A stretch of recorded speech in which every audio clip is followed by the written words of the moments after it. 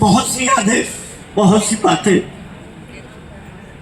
और उस वक्त ईमानदारी से हम लोगों ने ये सोचा भी नहीं था। तब मेरे बेस होता था, इंजीनियरिंग में जाने की टेस्ट दिया पहला, तो खेलता बहुत था।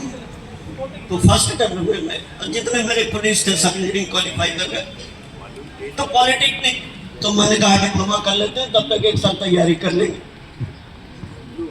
फिर आए तो उस वक्त तो यहाँ माहौल, आप लोग तो बहुत अच्छे दौर में हैं।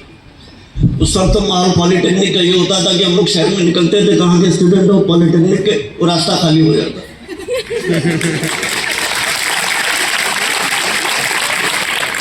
कभी किसी रिलेशन वाले को हॉस्पिटल ले जाना हुआ, मेडिकल ले जाना हुआ, भारी भीड़ होती थी। कुछ हुआ, हम ही लोग को जरूरत पड़ गई, गए तो वहाँ कहते थे उसे अटेंडेंस से जाके कह दो पॉलिटेक्निक के लड़के, बस काफी होता था। वो दौर था। फिर निकल गए, फिर यह हुआ यार चलो अब 2 साल कर लेते हैं, कोई बात नहीं। और उस वक्त की ये हालत थी। करने के बाद डिप्लोमा, साल भर के अंदर हमारे बैच का एक भी सिंगल लड़का ऐसा नहीं था जो किसी गवर्नमेंट डिपार्टमेंट में एग्जाम ना हो चुका। नहीं, मगर मेरे सारी टूसे अभी मुझसे पहले बात कर रहे थे सपना जई का। सपना मैंने जई का नहीं देखा, आप भी मत देखिए।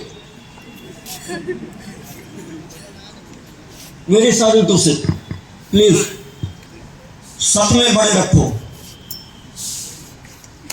बड़े रखोगे तभी बड़े रखोगे।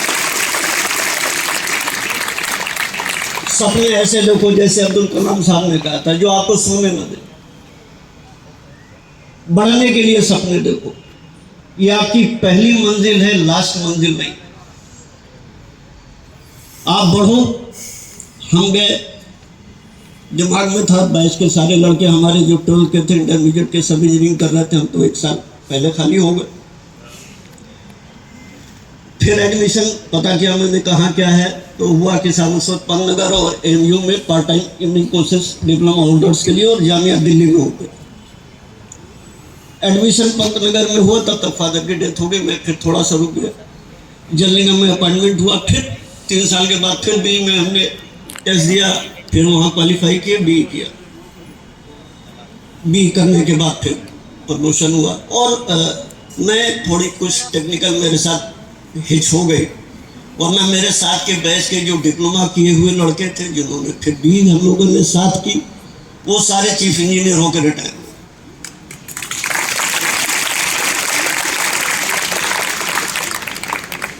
तो दूसरी चीज थोड़ी सी एक और जो कहना चाहूंगा मैं, कि क्लास में अटेंटिव रहिए, क्लास मत छोड़िए, रेगुलर 100% क्लास कीजिए, खूब खेलिए। मुझसे ज्यादा कोई नहीं खेला होगा, खूब खेलिए। कोई गेम छूटा नहीं था, गुल्ली डंडे से लेके, क्रिकेट से लेके, टेनिस से लेके, हॉकी से लेके, फुटबॉल, कोई गेम नहीं छूटा था।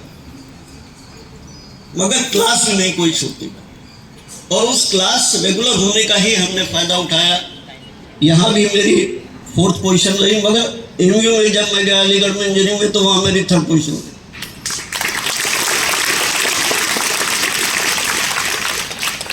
और सिर्फ इसी वक्त मैं जॉब करता था, दिन में, शाम में क्लासेस होती थी 5:30 से 9:30 10 बजे। मैं प्योर वेजिटेरियन था जब तक यहाँ था। अलीगढ़ में जाके मुझे मजबूरी में, मैं 10 बजे क्लास से निकलता था, तो वहाँ वेजिटेरियन अलीगढ़ का खत्म हो जाता था। तो खाता रहा, उल्टी करता रहा 2 महीने तक।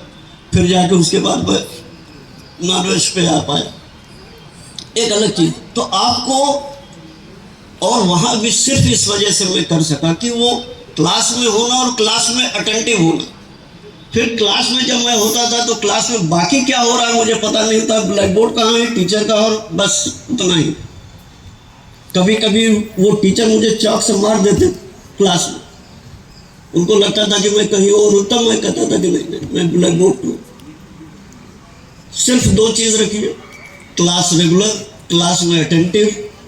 आपकी 50%, मोर देन 50% प्रिपरेशन उसी से हो जाती। दूसरी चीज, सपने जय के मत रखो, सपने बड़े कीजिए, सपने इतने बड़े कीजिए जो आपको सोने ना दे। ये आपकी पहला टारगेट है डिप्लोमा। लास्ट टारगेट मत बनाइए। सब बच्चे इस लायक है, हम भी यहीं से निकले ना। आप तो, मैं तो कल बहुत प्रभावित हुआ कुलभूषण जी से। आपकी जो फैकल्टी है, जो टीचर्स है, बहुत ज़मीन आसमान का अंतर है उस दौर से। मैंने बताया ना कि हम लोग का तो वो दौर था कि हॉस्टल दूसरी चीज़ों का वर्कशॉप हुआ करता था, दूसरे तरह के आइटम वहाँ बना करते। ये वर्कशॉप और ये वर्कशॉप और वो हॉस्टल, तो दूसरी तरह के आइटम्स वहाँ बनते थे। आप लोग तो सो लकी। तो अब आप लोग को खुद करना है, आपको यह तय करना है कि हमारा टारगेट कितना बड़ा, और जितना बड़ा टारगेट उतनी बड़ी मेहनत। आपको 4th क्लास चपरासी बनना, कुछ मत पढ़ो। आपको IAS बनना है तो सबसे ज्यादा पढ़ो। तो आपका टारगेट कितना बड़ा है, आपको वो तय करेगा कि आपको पढ़ना क्या है, आपको मेहनत कितनी करनी है। और सब कुछ कीजिए, खेलिए कूदिए, कोई दिक्कत